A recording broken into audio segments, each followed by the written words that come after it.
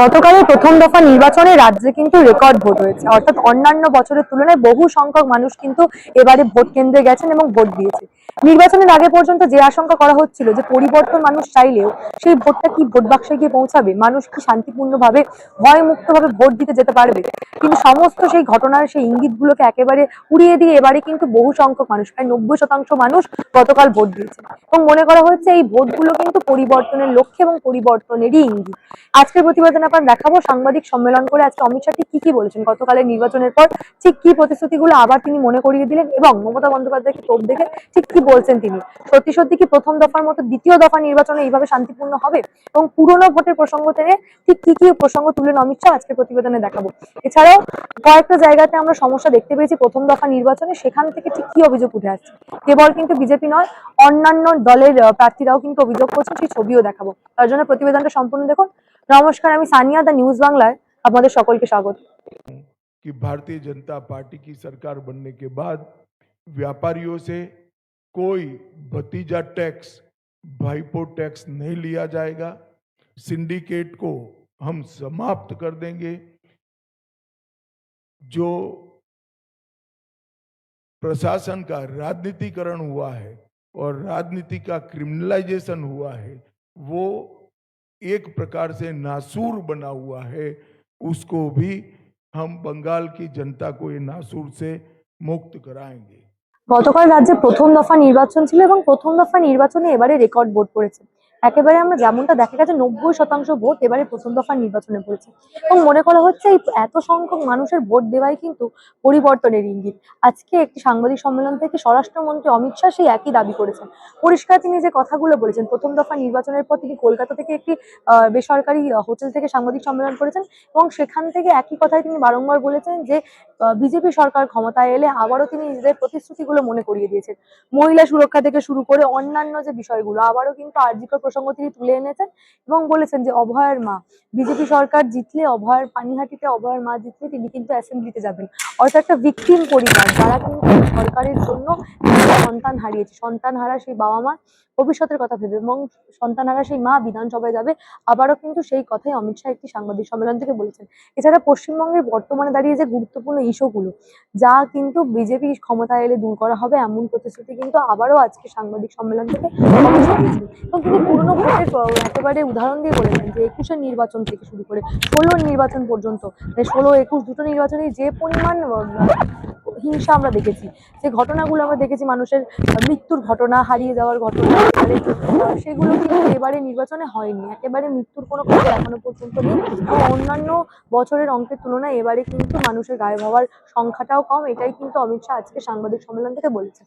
যদিও তাকে প্রশ্ন করা হয় যে এই যে এত সংখ্যক ভোট পড়েছে মানে যে সেই ভোটগুলো বিজেপিতে পড়বে, তার কি কোনো গ্যারেন্টি আছে? একদিকে যখন মমতা বন্দ্যোপাধ্যায় বারংবার বলে যাচ্ছেন যে এসআইআর এর বিরুদ্ধে মানুষ ভোট দিচ্ছে এবং কি এসআইআর এর অনেকেই মনে করছেন, বিভিন্ন মহলে সমালোচনা হচ্ছে যে এসআইআর এর ভয়তে এবারে বেশি সংখ্যক মানুষ ভোট দিয়েছেন, বাইরে থেকে লোকেরা এসে রাজ্যে ভোট দিয়ে গেছে, এমনটা মনে করা হচ্ছে। কিন্তু অমিত শাহ পরিষ্কার করেছেন যে যত পশ্চিমবঙ্গবাসী ভোট দেবে ততই কিন্তু পরিবর্তন আসা অনিবার্য, কারণ পশ্চিমবঙ্গবাসী এবারে 26-এ পরিবর্তন চাইছে।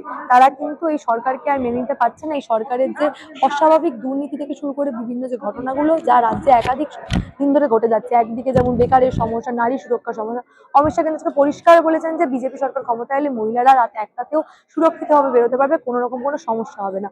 অন্যদিকে বেকার সমস্যা থেকে শুরু করে অন্যান্য যে সিন্ডিকেট রাজ, আবারও কিন্তু অভিষেক বন্দ্যোপাধ্যায়কে নিয়ে তিনি এই কথাটা বলেছেন যে রাজ্যে কাটমানি রাজ, সিন্ডিকেট রাজ চলছে। এছাড়াও আরো যে বিষয়গুলো তিনি বলেছেন, আধুনিক ইনফ্রাস্ট্রাকচার থেকে শুরু করে অন্যান্য এই যে আমাদের পশ্চিমবঙ্গে যে ঘটনা দেখা যায়, বিভিন্ন ধার্মিক অনুষ্ঠান, সরস্বতী পুজো থেকে শুরু করে রামনবমী, বিভিন্ন অনুষ্ঠানে কিন্তু বাধা দেওয়ার ঘটনা, হামলার ঘটনা আমরা দেখতে পাই। এইগুলোকে মাথায় রেখে কিন্তু তিনি পরিষ্কার করেছেন যে বিজেপি সরকার ক্ষমতায় এলে এই ঘটনাগুলো কিন্তু পশ্চিমবঙ্গে আর হবে না। এই কথাটাই অমিত শাহ আজকে সাংবাদিক সম্মেলন থেকে আবারও বলেছেন। একবার আপনাদের শোনাবো অমিত শাহ কি বলেছেন। बंगाल विधानसभा 2026 के चुनाव के प्रथम चरण में मतदान के सारे बंगाल के रिकॉर्ड तोड़ते हुए बंगाल की जनता ने अभूतपूर्व उत्साह और जोश के साथ बंगाल में परिवर्तन के लिए वोट डाला है। मतदान का जो प्रतिशत सामने आया है वो पूरे देश के लोकतंत्र में भरोसा करने वाले लोगों का उत्साह बढ़ाने वाला है। मैं सबसे पहले तो प्रथम चरण में वोट डालने वाले सभी बंगाल के मतदाताओं का बहुत बहुत अभिनंदन करना चाहता हूं और धन्यवाद भी करना चाहता हूं कि आप भय से भरोसे की ओर की एक यात्रा को बहुत अच्छे तरीके से शुरू किए हैं और दूसरे चरण के मतदाता भी भय से भरोसे की यात्रा को आगे बढ़ाएंगे। मैं चुनाव आयोग, सभी सीएपीएफ, चुनाव आयोग के सहयोग में लगा हुआ पूरा तंत्र और बंगाल पुलिस को भी हृदयपूर्वक बहुत बहुत अभिनंदन देना चाहता हूं, क्योंकि बंगाल के बहुत लंबे अरसे के बाद एक भी मृत्यु नहीं हुई है। इस प्रकार का ये चुनाव हुआ है जो अपने आप में एक अजूबा है। तो मैं चुनाव आयोग और चुनाव आयोग के तत्वाधान में सभी सुरक्षाकर्मी और सभी तंत्र को हृदयपूर्वक अभिनंदन देना चाहता हूं। हमारे पास असेसमेंट करा है जो पोलिंग हुई है ऐसा इसका, और मैं स्पष्ट रूप से आपको बताना चाहता हूं 152 सीटों में से 110 से ज्यादा सीटें भारतीय जनता पार्टी जीतने जा रही है।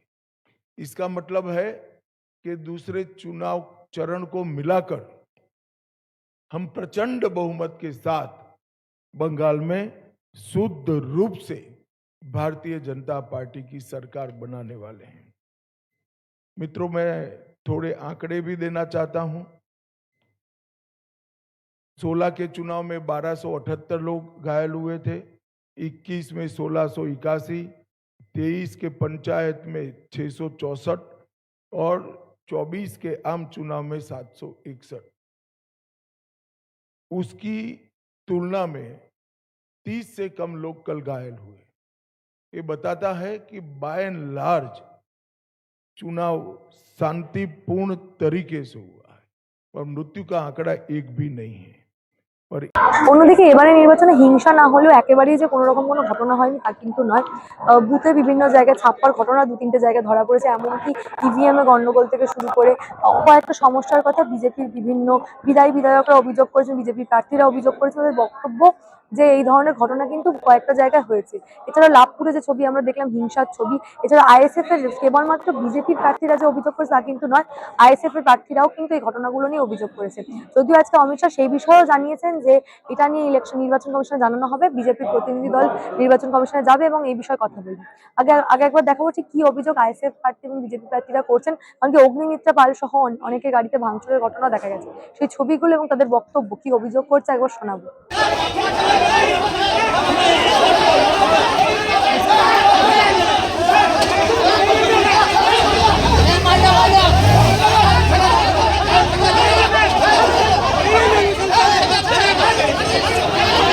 আমরা এই মুহূর্তে আছি বোলপুর হসপিটাল, সিয়ান হসপিটাল কাছে।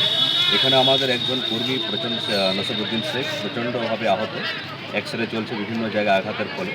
আজকে গোলটিয়া বুথ, ইলামবাজার, গোলটিপুরি বুথ 102 নম্বর বিলাতি অঞ্চল, সেখানে শাসক দল টিএমসি 13 বছরের বাচ্চা শেখ আমিরুল, ওনার বাবার নাম সিকান্দার, ওনাকে দিয়ে সেখানে ছাপ্পা মারানো হচ্ছিল।